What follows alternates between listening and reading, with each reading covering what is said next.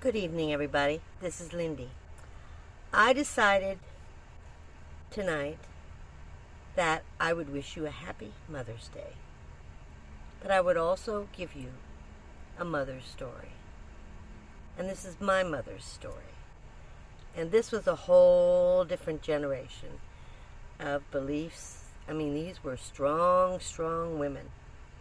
My mother was 14 when she married.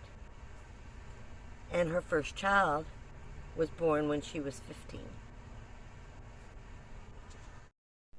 Her second child was born when she was 17, and her third child was born when she was 19. So she had 3 children by the time that she was 19 years old. Now, when my brother was born, my mother divorced my father because he was convicted of armed robbery and put in prison. Not a very nice man. But that's another story. Anyway, she was on her own. And she volunteered. And I don't know if she got paid or not. I just remember her saying she volunteered in the Rehabilitation Center for World War II veterans who were, excuse me, injured. And that's where she met her second husband. Sorry. Let me get something to drink. Now, during this phase of her life, when my brother was born, she gave me into foster care because she couldn't take care of three little ones, a 4-year-old, a 2-year-old, and a baby. So she did place me in foster care. That's a whole nother ball game, a whole nother story, so we won't go there. She met this man from Texas, helping him rehabilitate in the VA hospital, and it was in the Bay Area. I believe it was Oakland, if I remember correctly, but don't count on that, because this was all hearsay from her conversations. And they married and moved to Texas. When they moved to Texas, my mother picked me up from foster care, and she moved me with them. However, once I went to Texas, I started having very serious health issues. I was around 3 years old. And I started having, they called them boils or growths. I don't think anybody, remember, this is in the 1950s. The medicine wasn't very good then. They did the best they could. But, the only thing they could think of to do, what they called these boils, was I would have them on my head and on my legs, and they would shave my head and strap me down on a table, and the nurses would come in and hold me while they literally cut it off. No anesthesia, nothing. So you can imagine the pain. I did try to move. but I was being held down. This happened frequently. They would cut open my legs and cut out these boils. It was a hard time. No one knew what was wrong with me. And at 7, we all took these sugar cubes with the live polio virus. Now, from the conversations at that time, people understood it to be contagious. But they gave us a live virus on sugar cubes. And I'm thinking they thought they would give us a light case, and most people didn't react and didn't get polio from it, most children. And so they gave it to us all. We all had to take it.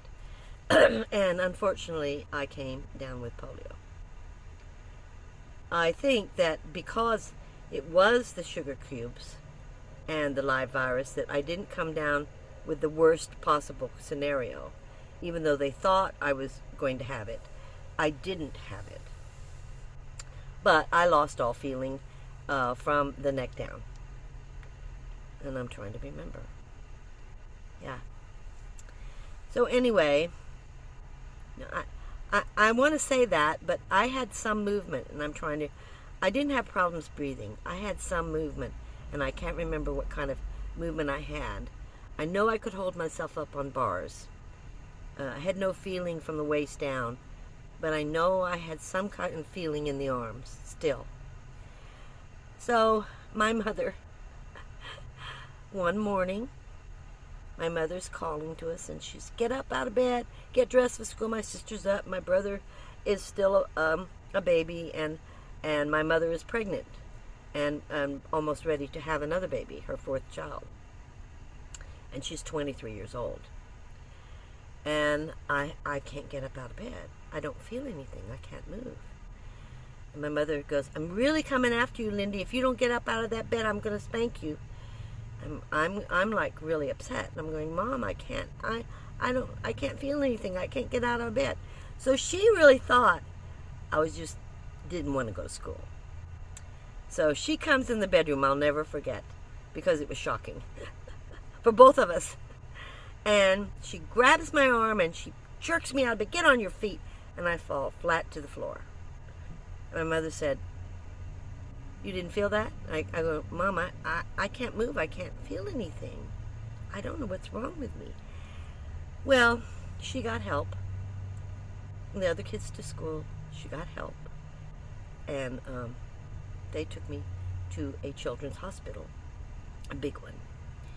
I don't know how long it took us to get there. But I think it was in Dallas. Dallas or Fort Worth, one or the other. Those are the two closer big cities. And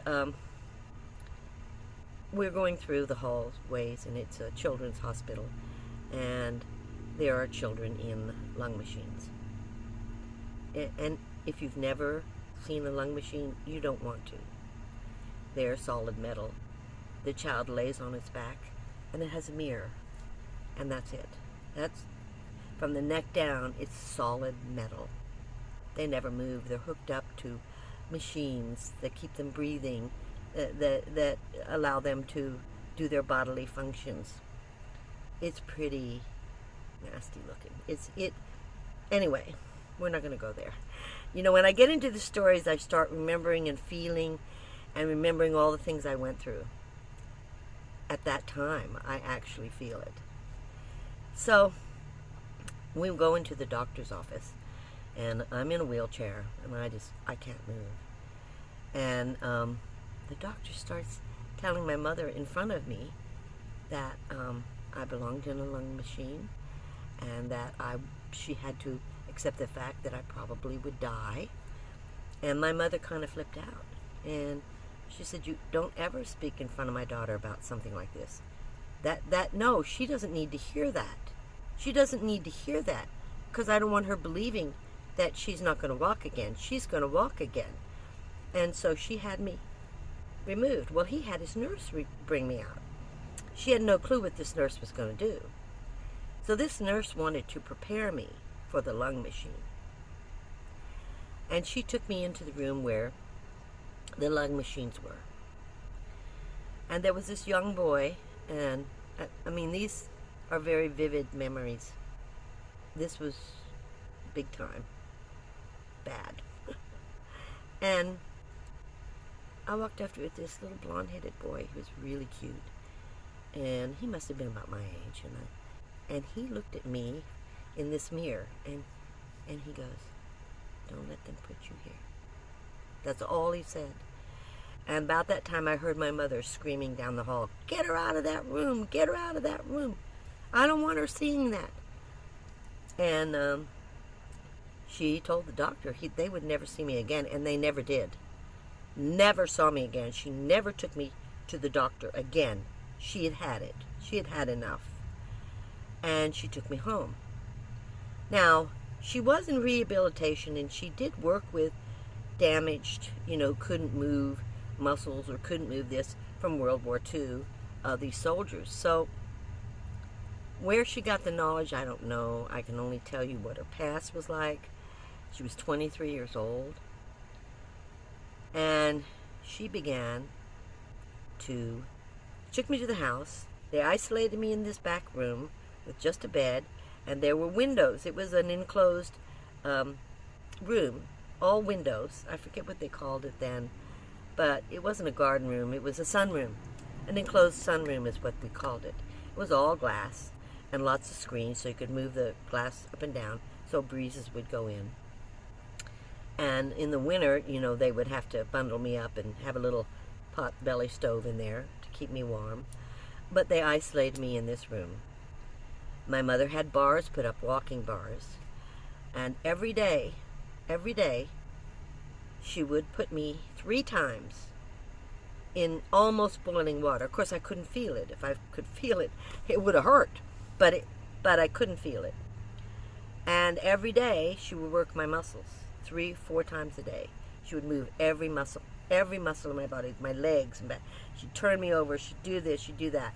Now, the church became very involved in this. My mother was very involved in the Baptist church at this time.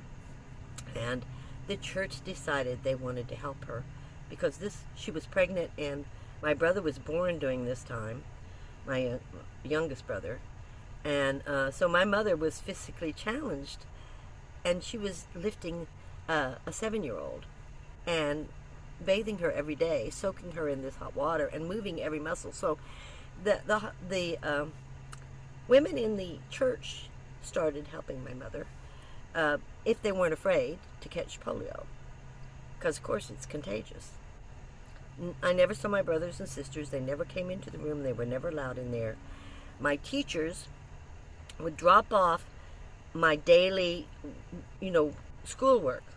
And if it wasn't my teacher, then it was one of the kids' parents in my classroom, and they would drop it off on the back step, and I would do my homework, and whatever it was, my mother would write it down, and we would study every night. My homework would get done. We would leave it back on the back porch, and every day, 3 to 4 times a day, she would stand me up on those bars. Now, mind you, I can't move. I can just hold myself there. That's pretty all I could do. And she would say, now, think, move my right foot. Think, move my right foot. Now, this was pretty hard on a 7-year-old. I mean, this was really tough. And not only was it tough on her, a pregnant woman, but it was really tough on a child. And I would be there for hours by myself because she had other children to take care of and a family to cook for and to raise and a baby, So the church became very, very involved, not only in helping her take care of me, but they all went together and they decided to keep me motivated, that if I did everything I was supposed to do that day, I would get to unwrap a gift. And there were little bitty gifts. These were 5 and 10 cent gifts. These were not expensive gifts, okay? These were from the 5 and dime, maybe 5 cents, maybe 10 cents, a little ball or little jacks or something, okay? Was never anything important, but it was enough to make the child want to do all of this so that I could pick a present, because the presents were stacked up on a little table. I could pick a present and open it that night. And I never missed opening a present. And they supplied presents the whole 2 years. And after 2 years, after a year I was moving my feet. And I was starting to walk. And after 2 years, I was walking. But it took 2 years. And it took relearning how to move your legs, how to walk. It was a huge process. But my mother's story was, she never gave up. She truly believed. She's the reason I'm even alive, her and God, because she did the labor, but he saved me. And the church, they were all together in this. I am a walking miracle. At that time, everybody told her I would never walk, I would never live. And people say that now to me. They go, "Oh, you didn't have polio." Yeah, I did. If it hadn't been for my mother in the church, I wouldn't be here. But she believed. And she was positive I would work, I would walk. And she never, ever gave up. She died 3 years later when I was 11 in childbirth from a mistake the hospital made. And I was 11 when she passed away. She was 28 years old. I mean, the whole town practically closed down for her funeral. She was so well thought of in the town. She was involved in everything. It was a very small town in Texas, and she was very well loved. That's my mother's story. My mother was a tremendous human being, and she gave me the strength to survive, and I think because of her, I am who I am. So I wish you a happy Mother's Day, and I hope you enjoyed my mother's story. Thank you for watching.